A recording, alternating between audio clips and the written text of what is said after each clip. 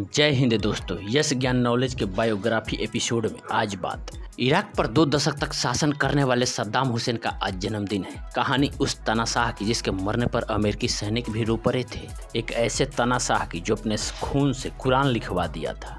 आज हम बात करेंगे इराक के तानाशाह सद्दाम हुसैन के बारे में। तो दोस्तों, अगर आपको ये वीडियो अच्छा लगे तो चैनल को सब्सक्राइब कर लेना और वीडियो को ज़्यादा से ज़्यादा लाइक शेयर और कमेंट करना। बात 30 दिसंबर 2006 की है। सुबह के 5:30 बजे थे। इराक के बगदाद में अमेरिका के 12 सैनिकों ने हथकड़ी में जकड़े सद्दाम को चुपचाप फांसी देने वाले जल्लाद को सौंप दिया। इसके बाद इन सुपर 12 सैनिकों की आंखों में आंसू थे। हाथ में पवित्र कुरान लिए हुए सद्दाम हुसैन हताश नजर आ रहे थे। इस दौरान उन्होंने किसी तरह का कोई विरोध नहीं किया, सिर्फ फांसी के वक्त काला नकाब पहनने से इनकार कर दिया। घड़ी में 6 बजते ही सद्दाम हुसैन को फांसी के फंदे पर लटका दिया गया। सद्दाम हुसैन का जन्म 28 अप्रैल 1937 को बगदाद के तिक्रित स्थित एक गांव में हुआ था। बगदाद में उसने कानून की पढ़ाई की। 1957 में सद्दाम ने महज 20 साल की उम्र में बाथ पार्टी की सदस्यता ली। ये पार्टी अरब में राष्ट्रवाद का अभियान चला रही थी, जो आगे चलकर 1962 में इराक में हुए सैन्य विद्रोह की वजह बना। सद्दाम भी विद्रोह का हिस्सा बने। 1979 में सद्दाम हुसैन ने खराब स्वास्थ्य के नाम पर जनरल ब्रक को इस्तीफा देने के लिए मजबूर कर दिया और खुद देश का 5वां राष्ट्रपति घोषित किया। सत्ता संभालते ही सद्दाम ने अपने प्रतिद्वंदियों को मारना शुरू कर दिया। एक बार यूरोपीय पत्रकार ने सद्दाम हुसैन से पूछा कि इराकी सरकार के अपने विरोधियों को मारने की बात क्या सच है, तो सद्दाम ने बिना हिचकिचाए कहा था, निश्चित रूप से। आप क्या अपेक्षा करते हैं जब वे आपकी सत्ता का विरोध कर रहे हैं? सद्दाम हुसैन खुद को अरब देशों का सबसे रसूखदार प्रमुख समझने लगा था। साल 1980 में उन्होंने पश्चिमी ईरान के सीमाओं पर अपनी सेनाएं उतार दी। 8 साल तक चले युद्ध में लाखों लोगों को अपनी जान गंवानी पड़ी।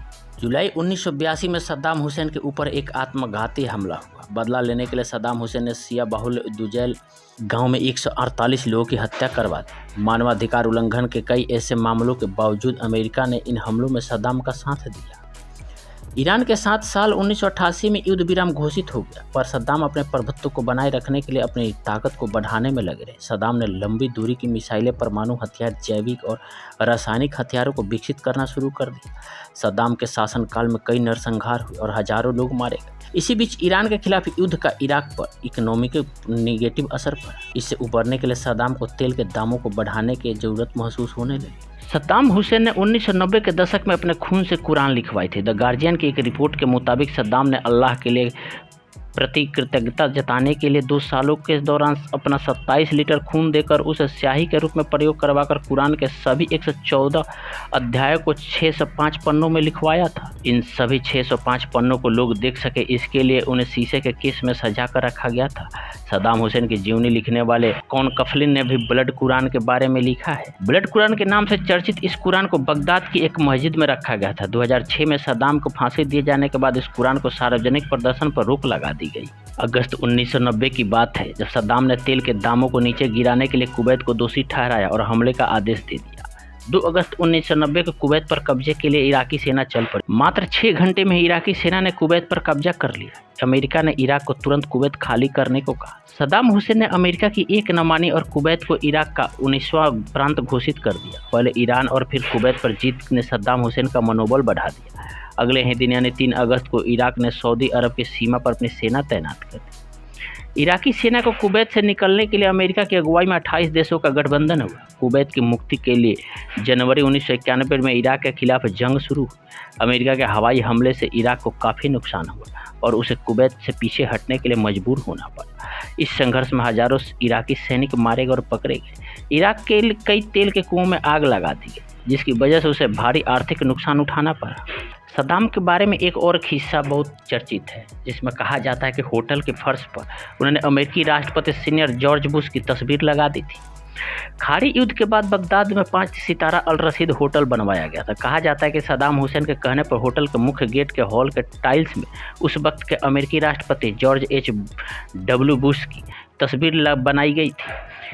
इस होटल में दुनिया के बड़े नेता आते थे और उन्हें बुश की तस्वीर को अपने जूतों से रौंदते हुए जाना पड़ता था। इस तस्वीर में अंग्रेजी और अरबी में बुश इज क्रिमिनल लिखा था। दरअसल किसी के चेहरे को जूते से रौंदना अरब संस्कृति में काफ़ी अपमानजनक माना जाता है। 2003 में इराक पर अमेरिकी सैनिकों के कब्जे के बाद इस तस्वीर को नष्ट कर दिया गया। वहीं 2008 तक इसे पूरी तरह से हटा दिया गया। कुवैत में हार के बाद सद्दाम की पकड़ कमजोर पड़ने लगी। सद्दाम विरोधी शिया समुदाय ने विद्रोह शुरू कर दिया। शियाओं के इस विद्रोह को समर्थन देने की जगह पश्चिमी देश इसकी अनदेखी करते रहे, लिहाजा शियाओं का दमन तो होता रहा। इराक पर अमेरिका के साथ कई देशों ने आर्थिक प्रतिबंध लगाए। इस वजह से इराक की अर्थव्यवस्था डगमगाने लगी। साल 2020 में अमेरिका में जॉर्ज बुश की ताजपोशी ने सद्दाम सरकार पर दबाव और बढ़ा दिया। 2002 तक बुश ने सद्दाम को तनाशाह और दुनिया के लिए खतरा बताया। साथ ही कहा कि इराक ने सामूहिक विनाश के हथियार बना रखे हैं। इसके बाद अमेरिका इराक में सत्ता परिवर्तन की बात करने लगा। साल 2002 में संयुक्त राष्ट्र के दल ने इराक का दौरा किया। इस दौरान इराक ने कई मिसाइलों को खत्म किया, लेकिन बुश इससे भी संतुष्ट नहीं हुए।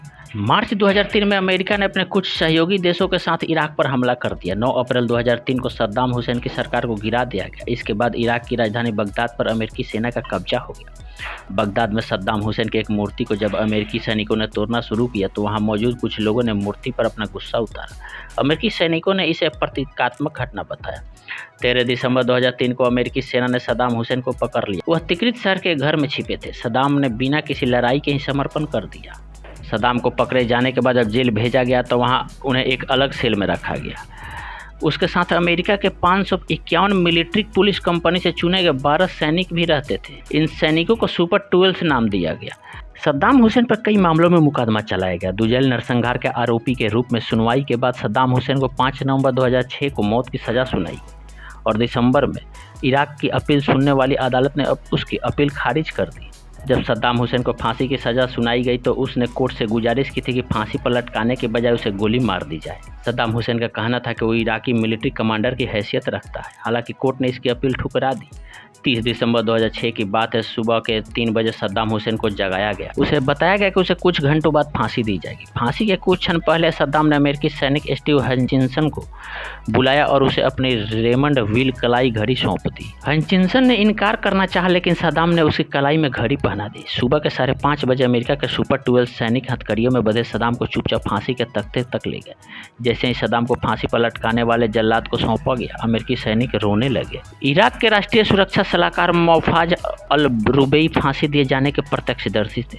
उन्होंने बताया कि सद्दाम को जब फांसी के तख्त के पास ले जाया गया तो उस वक्त उसके हाथ में कुरान थी और वो काफ़ी हताश और कमज़ोर नज़र आ रहा था। सद्दाम हुसैन ने फांसी दिए जाते समय किसी तरह का विरोध नहीं किया। हालांकि जब जल्लाद उसे काला नकाब पहनाने लगा तो उसने पहनने से इनकार कर दिया। इसके बाद 6 बजे सद्दाम को फांसी के फंदे पर लटका दिया गया। सुपर 12 सैनिकों में से एक विल वार्डन वर्पर ने एक किताब the prisoner is his palace, his American gods and white history left unsaid लिखी है। इसमें उन्होंने सद्दाम हुसैन और अमेरिकी सैनिकों के संबंधों के बारे में विस्तार से बताया है। वार्डन वर्पर अपने एक साथी एडम रोजर्सन के हवाले से किताब में लिखते हैं कि हमने सद्दाम को एक हत्यारे के रूप में कभी नहीं देखा। हमें तो अपने दादा की तरह दिखाई देते थे।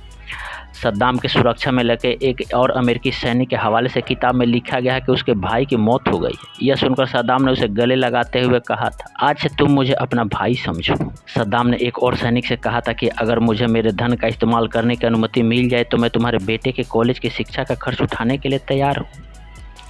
सद्दाम और उसकी सुरक्षा में लगे गार्डों के बीच दोस्ती पनपती चली। हालांकि सैनिकों को साफ आदेश थे कि सद्दाम के नज़दीक आने की बिल्कुल भी कोशिश न की जाए।